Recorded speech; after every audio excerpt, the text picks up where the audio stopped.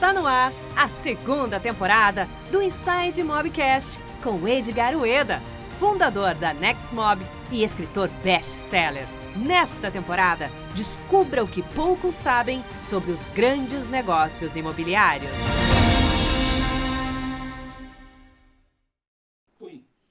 Olá, eu sou a Natiele, sou especialista em gestão de marca e posicionamento e hoje estou tendo o prazer de ser anfitriã desse podcast do mercado imobiliário. Hoje a gente vai falar com ele, o Edgar Ueda, que além de ser um especialista no mercado imobiliário, também é especialista no empreendedorismo, de mindset, é escritor, é palestrante, morou 10 anos no Japão, tem não sei quantas empresas, né? E hoje a gente vai aprofundar um pouquinho num tema que eu sempre tive muita curiosidade, que é entender mesmo tudo o que acontece nos bastidores dos grandes lançamentos. Que tem muita coisa que a gente, assim, no mercado, a gente não consegue entender, né? A gente tem coisas que ficam muito restritas e quando tu tá lá na ponta no mercado convencional, tu não entende essa dinâmica. E às vezes isso afeta, às vezes não, acho que isso afeta, de fato, o resultado tanto de quem tá na ponta, quanto de quem tá lá incorporando ou lançando algum projeto e às vezes não sabe muito como fazer. Onde que tu entra nisso? Você lança os seus próprios empreendimentos? Você lança empreendimento de outras pessoas? Como que funciona isso? Que bacana. Primeiro é um prazer, Nath. Eu já tenho afinidade e intimidade para chamar de Nath. Nos conhecemos há anos, há mais de 8, quase 9 acho que anos. 10. 10, É, já 10 por aí. anos, né? No meu lançamento, antes de lançar meu primeiro livro. E começando do começo, como tudo isso começou dos grandes negócios, na época, eu era incorporador, construtor e empreiteiro, e a gente trabalhava com projetos próprios de Minha Casa Minha Vida, e apresentando o primeiro produto que nós íamos lançar no Centro-Oeste, né, na região de Goiás, ali em Goiânia, a gente entendeu que a gente precisava contratar uma empresa especializada para o lançamento.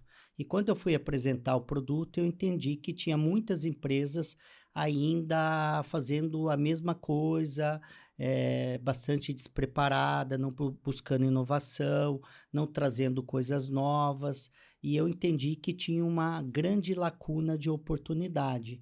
Ali me deu um eureka, um despertar e uma vontade de entrar nesse setor com profundidade. Eu vim do varejo, eu fui diretor de marketing de uma rede de supermercado para estrangeiro no Japão, onde você citou que eu morei por quase uma década. Tive 3 agências de publicidade, então varejo eu entendo muito bem, né?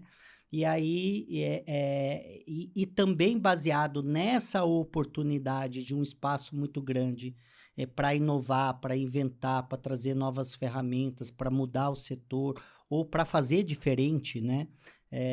Foi aí que eu comecei a atuar nos grandes negócios. Meu primeiro empreendimento, lançamento, que não foi um lançamento, foi um remanescente, um estoque, foi na cidade de Araguaína, Tocantins, uma cidade de 175 mil habitantes, um produto extremamente estressado, queimado, fracassado, e ali eu vou contar num episódio especial que nós vamos falar sobre estoque remanescente e turnaround, como recuperar empreendimentos que foram estressados, fracassados ou por algum momento. E eu queria colocar essa frase, esse slogan que nós escolhemos juntos, né?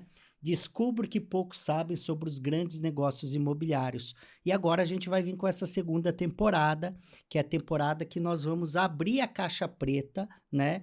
E falar sobre o detalhe de cada operação, né? O pulo do gato, a estratégia, onde ali foi o que deu errado, o que deu certo, o caminho a não ser caminhado, porque muita gente fala qual o caminho que deve ser caminhado, mas muita gente não fala qual é o caminho que você não deve percorrer. Isso é tão importante como o caminho a ser percorrido, né? Sim. Então a gente vai detalhar com muita profundidade. Esse é um podcast que nós vamos trazer muita profundidade.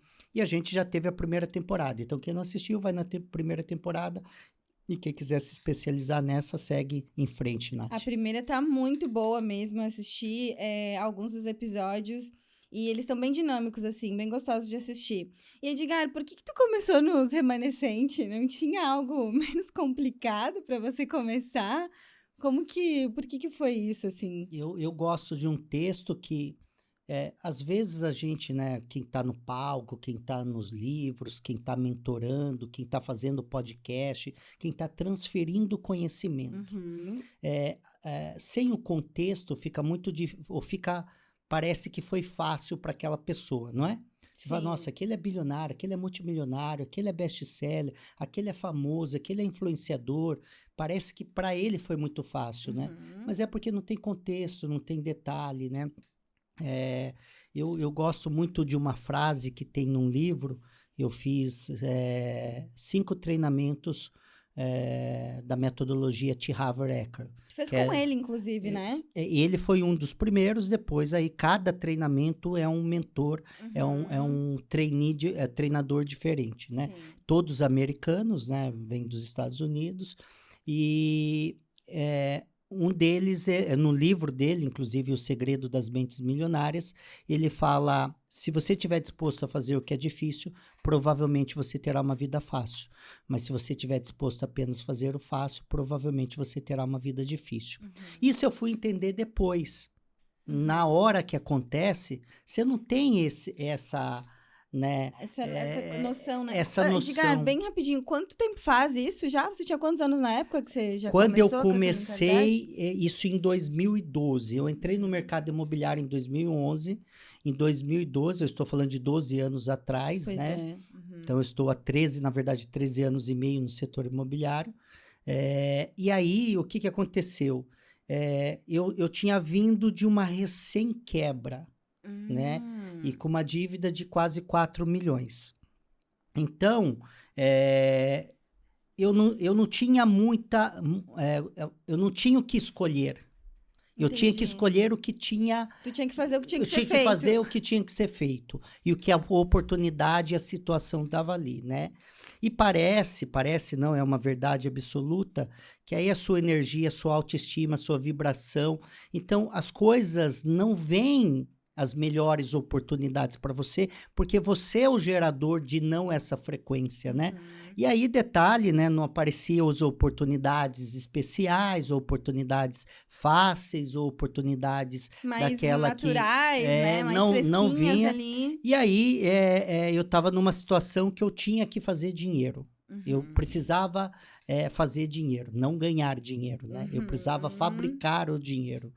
E aí, nessa oportunidade, conheci um parceiro que era de Goiânia, apresentando esse empreendimento que a gente ia conceber e construir lá no Centro-Oeste. E ele falou, Edgar, cara, eu entendo, você é bem estrategista, entende bem de marketing, você é um cara diferente, eu tenho um empreendimento que está 2 anos lá parado, ele já foi embargado, ele está com obra atrasada, Tudo de bom que pode tudo acontecer, bom. né? E aí, cara, você não quer entrar nesse empreendimento comigo? Eu faço a parte da gestão de vendas e você faz a parte de marketing e de estratégia. Eu vou contar isso no detalhe no episódio de remanescente estoque. Mas foi ali que eu comecei a me interessar e me aprofundar e fazer dessa oportunidade uma linha de negócio e o meu negócio. E virou meu core business por muito tempo. Eu ia falar, né? Isso virou meio que uma marca registrada sua, o Turnaround, né? Porque Virou uma também foi o marca. tema do teu primeiro livro, Sim. de vários eventos muito grandes que tu fazia lá em Campinas, que eu me lembro dessa época também. Isso se tornou um véu, né? Uma mentalidade, algo que você integrou em você e passou a viver toda a sua vida assim, né? Enxergando essas oportunidades onde as pessoas não queriam, você ia lá, né? Pra fazer o que era difícil, pra ter uma vida mais fácil, digamos assim, né? Sim. E nesse primeiro lançamento ainda, não sei se tu ainda lembra porque faz bastante tempo, né? Mas qual foi a coisa assim que te deixou com medo, que tu falou, puta, agora já era? E como que tu superou isso, assim? Qual que foi o seu pulo do gato pra resolver os problemas lá atrás de quando você ainda não era tão experiente quanto você é hoje? Olha que interessante, né? Chega um determinado momento da sua vida que, principalmente os jovens, ou numa fase não tão madura, você tem menos medo do que na fase mais sábia da sua vida. Olha que interessante. Eu já escalei o Monte Fuji e eu saltava Santiago de Compostela também, né? Santiago não tem muito risco, mas o Monte Fuji tem risco. Tem gente que... Algumas pessoas já morreram fazendo esse trajeto, né? Eu fui fazer um lançamento em Boa Vista, Roraima. Um dos meus corretores saltava de paraquedas, eu fiz um salto duplo. No dia seguinte, eu estava fazendo curso de paraquedismo para saltar sozinho, e saltei sozinho. Intenso ele. Né? Então, assim, antes eu tinha muito menos medo do que hoje. E não é a palavra medo, né? É a palavra mais cauteloso, mais prudência, né? Então... E aí, uns tempos atrás, aí 1 ano atrás, eu fui para Bonito e tinha lá um lugar que você saltava na cachoeira, que era de apenas 7 metros. Imagina só, eu saltei de paraquedas de 10 mil pés. Aí, 7 metros, eu não tive coragem de saltar. Foi recente. Então, assim, você vai ficando um pouquinho mais sábio com algumas coisas. Mais prudente. Agora, tem... tudo na vida é um efeito composto e você tem que saber... administrar isso, porque o excesso de ousadia não é tão bom, mas a falta de ousadia também não é boa, né? Então, tem que saber dosar. Tem hora que você tem que ir com medo, tem hora que você tem que arriscar, tem hora que você tem que dar um all-in, tem hora que você tem que pôr pouca ficha. Então, ter essa inteligência, essa sabedoria, é o que vai te levar para o sucesso. Administrar essas emoções é o que vai te levar para o sucesso. Mas tem uma coisa muito inusitada nesse primeiro empreendimento. Eu não sabia fazer lançamento. Eu não sabia, né? E aí tem muita gente que ensina que... Não, cara, você tem que primeiro saber, você tem que primeiro tal. Então, assim... Tem coisas que sim, tem coisas que não, tem coisas que você aprende no meio do caminho. E uma das minhas frases que é muito utilizada, que claro, não é minha, né? Eu extraí de algum lugar que eu não lembro onde, né? Tudo não é criado, é remodelado, né? É aperfeiçoado. É que o caminho se faz caminhando, né? E não é só a minha história. A história, eu escrevi um livro que chama O Poder da Modelagem, que nós entrevistamos mais de 500 pessoas, eu, Janguier Diniz, que é capa de Forbes, e o José Roberto Marques, que é da IBC Coach, e todos identificamos a mesma coisa. Uma delas é assim, o cara criou, o que ele criou um produto não foi o que ele levou ao sucesso, um Airbnb não nasceu sendo Airbnb, o Uber não nasceu sendo Uber, as grandes empresas foram se reinventando, se modelando e se aperfeiçoando no meio do caminho, né? Até porque a prática, a vivência, a experiência, a execução vai te mostrando para onde que você tem que ir, o que você tem que ajustar, né? E para mim não foi diferente. Então, eu entrei para ser um estrategista, um cara de marketing no lançamento. Eu entendi que eu tinha que assumir à frente a liderança e a gestão. Assumi do meu primeiro, fui estudar tudo sobre lançamento e virei um dos maiores especialistas hoje no Brasil, com 18.557 unidades vendidas. Na verdade, eu coloco esse número, esse ano a gente já passou de 19 mil. Nós temos 72 empreendimentos lançados, 8,4 bi de VGV, 23 estados, mais de 80 cidades. Esse ano eu tenho 17 lançamentos, 2,7 bi de contrato em operação. Ou seja, eu já estou vendendo em algum lançamento, eu já estou fazendo marketing em outro, eu estou fazendo meet em outro, estou represando em outro. Então, já tendo... Nessa linha. Esse mês eu tenho mais 2 lançamentos. E assim segue. Parabéns. E quando tu começou a estudar, porque eu vejo que hoje tu entrega muito conteúdo, assim, sobre isso, né? Uma das tuas missões, eu diria assim, desde quando tu começou a escrever os livros e foi um pouco mais para esse lado do empreendedorismo, de mentalidade também, você acabou tendo isso no seu DNA e transferiu para o mercado imobiliário. Hoje tu é uma das pessoas que ensina sobre o mercado imobiliário. E lá atrás, quando tu começou, como que tu estudou e por que hoje tu ainda entrega conteúdo, tendo todos esses números, assim, às vezes até nem precisando, né? Porque a gente sabe o quanto entregar conteúdo, o quanto digital hoje exige da gente, né? É uma área do nosso negócio. E toma tempo, toma energia, toma dinheiro, né? Toma tudo. Por que você faz isso ainda hoje, assim? Legal, Nath, essa pergunta. E hoje, exatamente hoje, eu vou falar tudo sobre como zerar um empreendimento em poucos dias. Nós temos uma marca que chama Lançamento TX. a gente coloca resultados exponenciais. A gente já zerou um empreendimento em 6 horas, a gente já vendeu 700 unidades em 2 dias. Quando você fala de 70 empreendimentos, então não estou falando só de 2, né? Sim. A gente tem aí inúmeros cases de sucesso, vendendo 1 milhão de VGV por hora. Então, assim, a gente tem vários cases aí. O porquê eu fui um dos pioneiros nos grandes negócios, e eu fui pioneiro em lançamento. Ninguém ensina lançamento. Tem algumas pessoas que hoje vieram, mas eu estou há 7 anos fazendo isso. Eu vejo que tem mais agências, assim, especializadas, né? Enfim, prestando esse serviço, mas não necessariamente falando, né? O que a gente tá falando, do que poucos sabem, porque parece que é um mundo muito fechado, assim, muito né? fechado. Até porque é o seguinte, nada de errado nisso, né? Sim. Tem grandes players, mas não estão dispostos a se ensinar. E tem alguns que estão entrando nessa área, mas ainda não construíram um track record muito grande. Ainda não caminharam, né? E tá tudo bem, né? Sim. Cada um aprende com quem quer aprender e existe Parte da espaço jornada. para isso. O primeiro ponto de provocação foi, de fato, a democratização. Todo mundo tem uma data de fim e tem uma data de começo. Então, eu tive minha data de começo e eu vou ter minha data de fim. Ou de fim porque eu vou sair dessa vida, ou de fim porque talvez eu mude e vou fazer alguma outra coisa, e que é natural. Então, eu preciso provocar outras pessoas a propagar conhecimento. Então, e quando eu falo a democratização, é porque ficaram no passado na mão de meia dúzia de pessoas o poder da concentração de 90%, 80%, 70% dos grandes negócios, né? Hoje você tem pequenos incorporadores fazendo grandes coisas. Antigamente era só os grandes. Hoje você tem pequenos players já batendo na porta do primeiro bilhão, né? Daqui a pouco é para o segundo, terceiro, quarto, né? De VGV e assim sucessivamente. Então, hoje você vê corretor de imóveis que já vendeu 500 milhões, que está batendo um bi. Antigamente você não via isso. Entendi. Você não via isso. Então, são pessoas como eu e como inúmeros outros que vieram, né?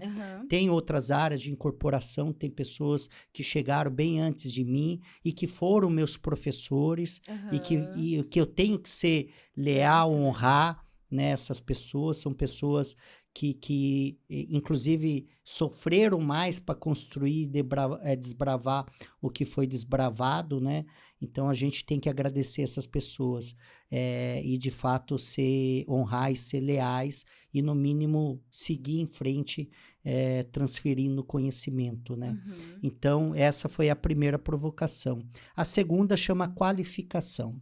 Porque, veja bem, quanto mais pessoas são qualificadas, melhor fica o mercado.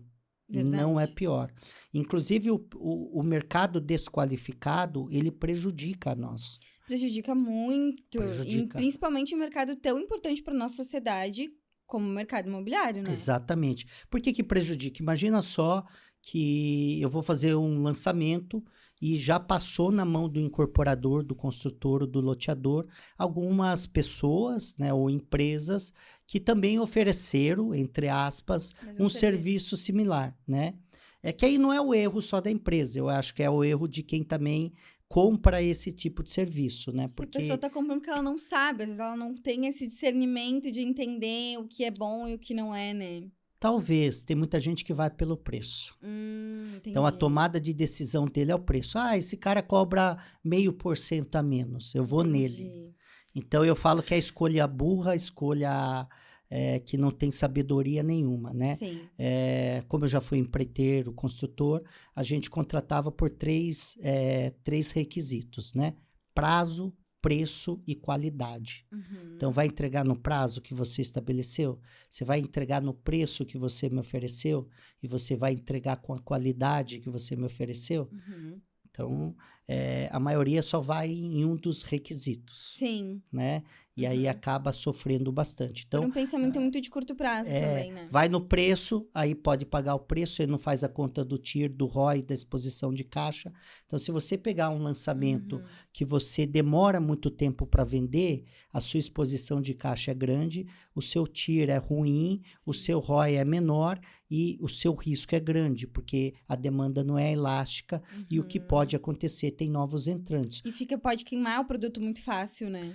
O posicionamento dele é ruim, porque é um empreendimento que foi largado de forma errada, ele é falado, ele é propagado. Os próprios corretores propagam que o empreendimento dele foi um fracasso. Verdade. Logo, o posicionamento da marca dele perde valor e essa voz chega no ouvido do cliente, Sim. né? Essa comunicação chega no ouvido do cliente. E chegando no ouvido do cliente, a tomada de decisão dele é diferente. Isso chama latência. Então, imagina só que um imóvel que ele poderia vender em 1 mês ou em 3 meses, o cara vai tomar 18 meses para tomar decisão, 12 meses, 8 meses. Por quê? Porque ele vai ter que pensar muito, ele vai ter que pesquisar muito, ele vai ter que ter muito mais tempo para ele tomar aquela decisão. Sim. Porque ele está desconfiado, ele não tem confiança, a credibilidade do construtor, do incorporador está em xeque,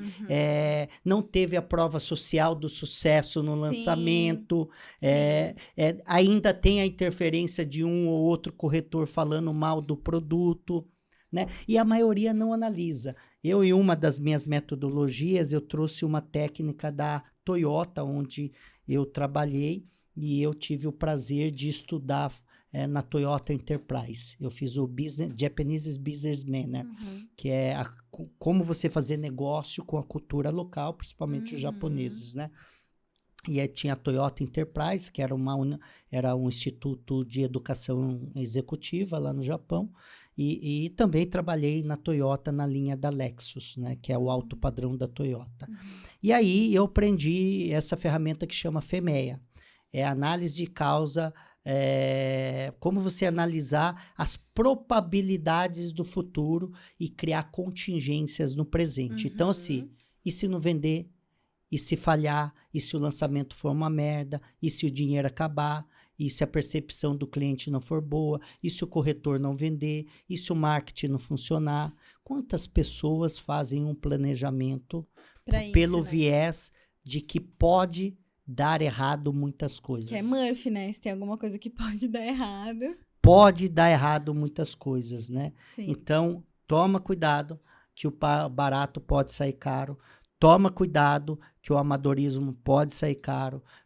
Toma cuidado de a falta de competência, seja sua ou de alguém, pode dar um grande prejuízo. Porque às vezes nas não pessoas. é culpa, mas sempre é nossa responsabilidade, né? Muitas vezes não é nossa culpa o que acontece, mas sempre é nossa responsabilidade.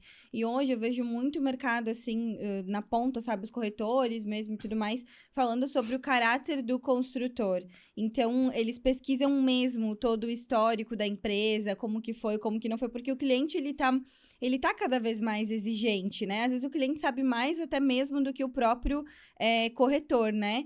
E qual que tu vê, assim, que seria o posicionamento correto, o ideal para que um incorporador, um construtor, enfim, ele consiga lançar um produto e esse produto tenha sucesso? E também, quais que são essas estratégias, assim? O que ele não pode deixar de forma alguma de fazer, ou ele não pode negligenciar, ou tu percebe que o mercado pratica de uma forma, mas você enxerga de outra? Então, no meu primeiro livro, eu escrevi também baseado no que eu aprendi, estudei ao longo da minha vida, né? Que se você falha em planejar, você está planejando falhar. Aí você vai falar, Edgar, tá, então quando eu tenho um excelente planejamento, logo eu vou ter sucesso? Não, né? Nada é binário. Nada é binário, ou um ou outro, né? Eu sempre falo que sucesso é um efeito composto, e aí a gente criou essa engrenagem, a gente criou esse algoritmo, e a gente criou um roadmap. Então, o que significa isso? A engrenagem é o seguinte, quebrou um dente, Sim. não vai rodar do mesmo jeito, certo? Certo. O algoritmo será que a sequência é A mais B mais C? Sim. Será que a sequência é 1 mais 2 mais 3? Sim. Será que se eu fizer A mais C e mais Z vai funcionar? Não, né? Então, o algoritmo tem uma ciência, Sim, já né? tem algo determinado ali. Então, assim, ó, sucesso em 99% é ciência. Vendas de alta performance, 99% é ciência. Não é osmose, não é acaso, não é Sim. sorte. A Tem arte. 1% que é? Tem, Sim. né? Então, tem um algoritmo, tem uma ciência. E, por fim, tem um roadmap, tem um caminho que é desenhado, né? E que esse caminho precisa ser respeitado. Por quê? Porque imagina só, às vezes você começa no caminho A, quando eu fui fazer o caminho de Santiago de Compostela, que você citou no começo, existe 3 principais rotas que fazem desdobro de outras rotas. Então, você tem o caminho francês, que é o caminho mais longo, você tem o caminho espanhol, que é e aí dentro do caminho espanhol, um dos caminhos, você tem um caminho mais duro, você tem um caminho português. E o caminho português você tem 3 possibilidades, o caminho francês você deve ter mais 2, 3, e o espanhol. Então, veja bem, existe 3 rotas, eu posso escolher a B ou a C. A diferença é o tempo, né? A diferença é o tempo, né? E também se você... Tempo, paisagem, a dureza do caminho. Tem por exemplo, o caminho que eu fiz, ele tinha uma elevação de 603 metros de montanhas. Sim. Então, você tem que subir montanha, tem que descer montanha, né? Não é asfalto, não é plano. Sim, né? Então, se você tem essa questão, é calo, é bolha, é dor, né? Teve um dia que eu caminhei 37 quilômetros, teve um dia que eu caminhei, bati, acho que deu 13 horas, né? Porque a média era 8, 10 horas. Sim, que Não já é minto, bastante, teve um né? caminho que eu caminhei 17 horas um dia. Então, assim, quando você vai desenhar esse roadmap, e aí vem a inteligência. Imagina só, eu que fiz 72 empreendimentos. Juntando esse ano, eu vou ultrapassar 85 lançamentos, né? Então, eu já errei bastante, Nath. Eu já acertei bastante. Eu já testei bastante. Eu já estudei bastante. Imagina só que quando eu vou fazer um planejamento, no meu planejamento, eu executo 323 linhas de atividades. Eu vou repetir para quem está ouvindo. O meu planejamento tem 323 linhas de atividades. Isso eu estou falando na fase do lançamento. Sim. Né? Eu tenho a fase do diagnóstico. Eu vou citar aqui todo o meu roadmap. O que vem eu vou citar antes. na sequência. Mas Sim. só para Acho que é bom pra dar uma contextualizada. finalizar essa tese. O meu checklist tem 52 perguntas. O meu diagnóstico tem mais de 80. Então, se eu ultrapassar quantas linhas de atividades, são mais de 500 linhas de atividades de intervenção para fazer um lançamento. Você acha que o cara que chega com planejamento de meia dúzia de itens vai ser a mesma coisa do que eu? Não vai ser tão profundo, Não vai né? ser tão profundo. E acho que esse é vai um dos problemas burlar. do lançamento, né? Não tem muito espaço para dar errado. Imagina conceber um produto errado ou fazer a campanha errada. Isso pode prejudicar muito o produto. Tem espaço. O cara perde 10 milhões no lugar, ele não vende, acaba o dinheiro, ele falha ali, ele tem... Eu quebrei 6 vezes, né? Então, quando eu trago E outra coisa, imagina só. Eu tô agora fazendo um lançamento em Campo Grande. Ai, que certo? legal. Mato Grosso do Sul. Aí estou fazendo outro no interior de São Paulo, no interior de Minas. Estou fazendo na Bahia 7 empreendimentos, Trancoso, Salvador, Camaçari, Lauro de Freitas, Itacimirim, Conde. Então, estou fazendo um lançamento por todo o Brasil. Quando eu vou fazer um lançamento, na minha parte de diagnóstico, eu estudo todos os meus concorrentes da cidade. Vamos só fazer uma conta básica. Esse ano, 17 lançamentos. Vamos pegar que eu estude apenas 10 por cidade, que não é. Tem cidade que eu já pesquisei mais de 23 concorrentes. Sim, depende do tamanho da cidade também, depende do né? capital, etc. Mas vamos colocar aqui só 10. Então, esse ano, eu analisei 170 concorrentes. Concorrentes que são SA, concorrentes que estão na lista da Bolsa, concorrentes que bate bilhões todos os anos, concorrentes que já lançou mais de 170 empreendimentos, concorrentes que já vendeu mais de 40 mil unidades, concorrentes que já lançou mais de 20 bi em VGV.